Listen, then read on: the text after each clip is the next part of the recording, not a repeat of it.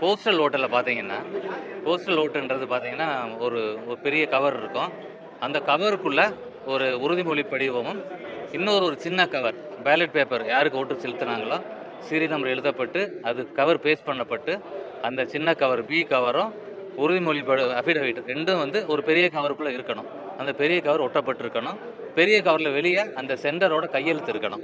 இதுதான் வந்து குடுத்திருக்கக்கூடிய norms, election commission குடுத்திருக்கிற norms.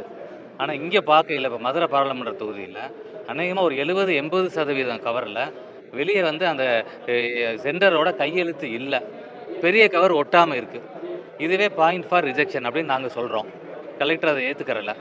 ஆமா. சின்ன கவரு நெறைய இதுல ஒட்டாம சின்ன கவர் பேலட் பேப்பர் எக்ஸ்போஸ் ஆகி இருக்கு. அப்ப வாக்களிக்கிறது கான்ஃபிடென்ஷியலா பண்ண வேண்டிய விஷயம்.